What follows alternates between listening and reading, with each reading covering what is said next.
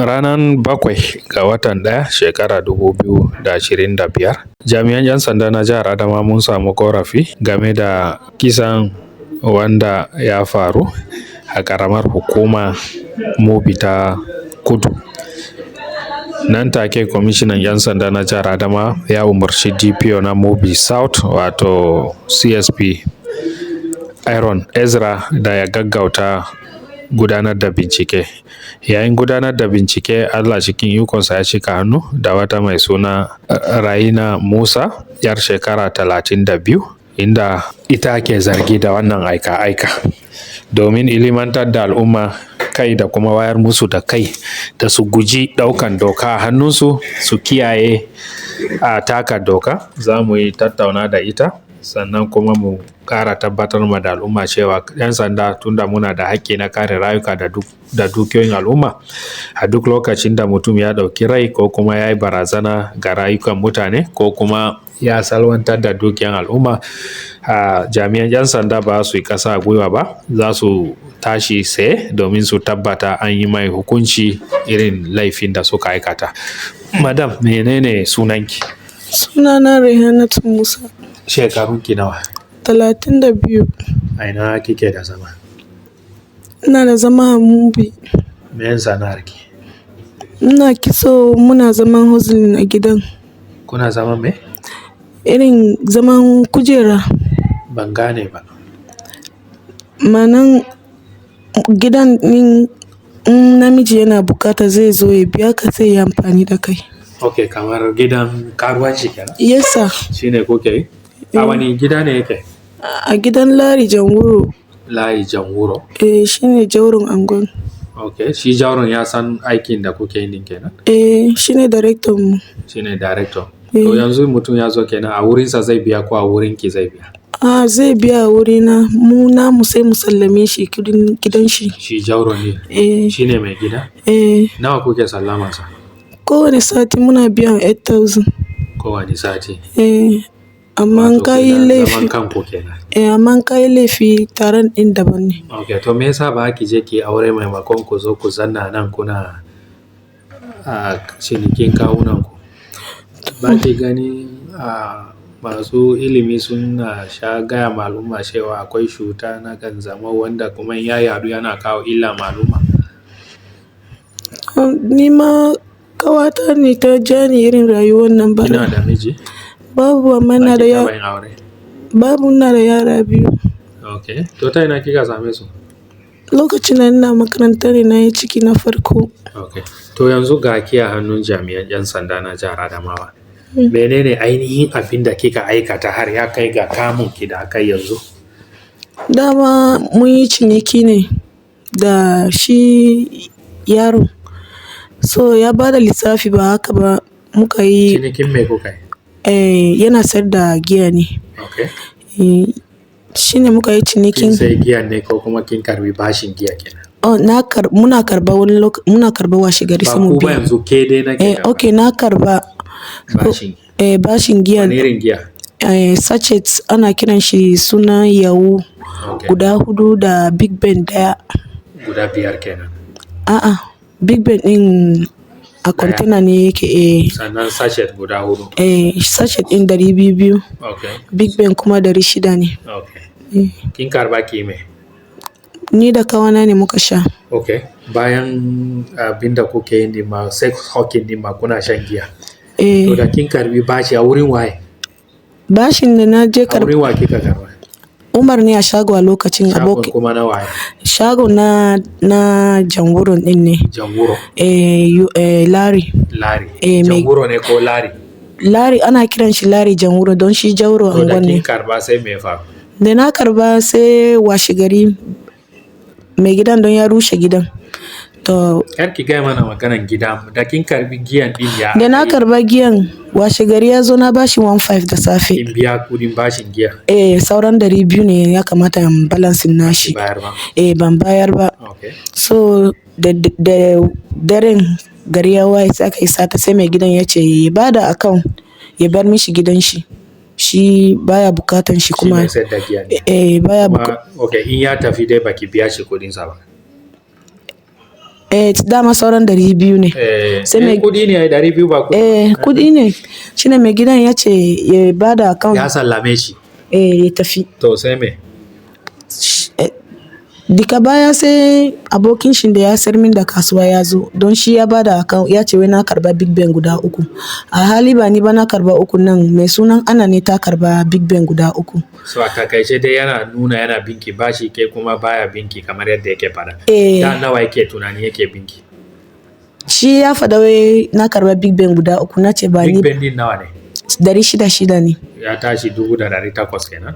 Sai ya bar ma ogan mai gidan akan wai kudin da yake bi na wai 2,700. 2,700. Sine na ce ba ni ba Ana ne ya karba Big Ben guda 3. Ni ban da lafiya ma ban ma sha. Ba maganar lafiyanki ke kuma nawa kin sake binki? Ni 200 ne tsakanina da shi. To yanzu tsakanin shi yana ce 2,700 ke kina ce 200.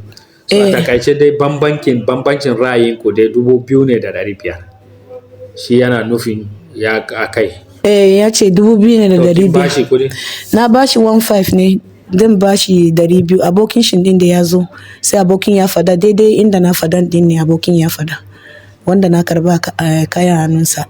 Daidai haka inda na fada 1,700 din haka abokin ya fada shi ma. To yanzu shi na yake? Abokin? Shi mai kayan Yohana Musa. Yohana Musa da ni da shi muka shiga ya zage ni ma na zage shi, ya shiga dukana. Da ya shiga dukana ni kuma akwai ki da saka kamar wuka. Garin da ya gala ni na kasa yana ta goge ni a kasa shi, ni kuma ban ma san wai na ji mishi ba sai na ga. Kun yi fada kenan. Ya dake kin soke shi. Yana ta duka. Yanzu ina yake? Gashi na ce ya rasu wai. An ce ne ko baki yadda ya rasu ba ne? Ba wai ban yadda ba ga min ba sai da muka iso Jiyola mai Adamawa. Wa ya gaya maka yanzu wai sakamakon fada da kuka yi da shi ya dake kin soke shi nan ya mutu, wa ya gaya miki? Tunda kin ce baki sani ba. Ban sani ba, wanda ya kawo ni ne. Lokacin a buge kike? Lokacin da na fada da shi? Da kin soke shi ne a buge ne kike? Babu, ban sha giya ba mara. Kin ce baki sani ba. Garin kokuwa ne don sun yawa kaina. Kin san yi kokuwa. Kin san ya buge ki. Kin san kin soke shi amma baki san ya mutu ba. Ban sani ba. To yanzu kin yadda ya mutu ne ko baki yadda ba? An ce ya mutu nan. Waye ce? Police da ya kawo ni. To ke bai tun yaushe aka gaya miki ya mutu? A nan ne ma office nan ne aka gaya mini. Amma Amobi aka kama ke yi. Amobi ne ya kama ni na ta tambaya. Bayan ce da kin soke shi yana ta jina an kai shi asibiti. Daga asibiti ya mutu baki yadda ba ne? Ba ga min Amobi ba. Nuna mana wannan hoton wa. An nuna mini. Me kalla mana. To me shi ne? Shi ne. Kalla mana. Shi ne sa. To yanzu ya kika ji a ranki tun da gashi nan kin kashe mutum? Ni ma ban sani ba sosai ne. Za ki yi kuka? Sosai? To ba ki tunanin shan giya yana kauda hankali har mutum ya aikata abin da bai kamata? Ranar ba man sha giya ba sa throughout. Kika ce Big Ben din menene? Big Ben din da na karba ma da kwana biyu ne wannan abu ya faru sa. Big Ben din menene?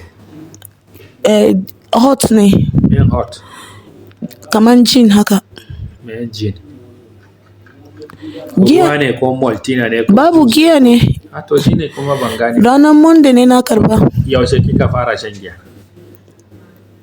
Ya dade da nake shan giya. To yanzu ba ki ganin illan karban bashin giya ko kuma illan giyan din ne ya kai ki da kashe shi? Ranar da don na karba giyan ranar Monday ne.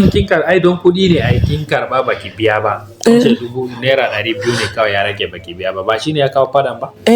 To baki ganin illan giyan din ne ya kawo ba, da baki karba ba za ki kai wannan matsayi? Babu sa. To yanzu kin yi nadama aikata haka? Babu sa. Babu wasu sa. Mutane da kin san kin taba kashewa? Ban taba kashe kowa ba sa. Yaushe ne to kika fara shan giya? Asali na bana shan hot sha, amma da na zo shiga harkar nan ne. Wani harka? Muna zaman kujeran din. Zaman kujera ne ko zaman kanku? Zaman kanmu. To yanzu muna kin yi karkashin nadama abin da kika aikata? Baki nadama ba? Baki regretting abin da kika aikata? I regret a lot, sir. To yanzu ya zaki? To sai mini ba da sani na. Ban gane ba. Ba da so na bane, sir. Baki da sonki ba? Accident ne. To yanzu mu kaddara ganin dukan ne ban san lokacin da na ji mishi ba. Yanzu mu kaddara a yan uwan shi wannan shi Yohana Musa sun zo sun tambaye ki na dan uwansu me zaki fada? Kina kuka? Me zaki fada yanzu in sun tambaye ki ina dan uwansu? Ba bayani? Mun yi fada da shi. Sai na soke shi ban sani ba. Ban san wai na soke shi a kirji ba sa. Ok, har kirji ne ma kika soke shi? A kirji na hoton din. To yanzu menene kike tunani tsakaninki da giya yanzu? Da Big Bear? Ni kamar na tuba da komai masa. A yanzu kika tuba? Yanzu zaki daina sha kenan? Ga abun da ya ja mini sa. Kuma ranar da muka yi faɗan nan ban sha giya ba. Baki da kuɗi kuma sai da kin je kin karbi bashi. Baki ganin baki aikin hankali a wurin ba? To kamar dai yadda kuka ji wannan tattaunawa, kwamishinan 'yan sanda na jihar Adamawa ya ba da umarni a fada da wannan bincike a tattara hujjoji sannan a gurfanar da ita gaban shari'a. Za mu yi amfani da wannan dama mu ci gaba da kiran al'umma da su guji ɗaukan doka a hannunsu, su guji kayan maye, sannan kuma in ka ga abu ka faɗi abu sannan jami'an 'yan sanda su aikata abu. Mun gode.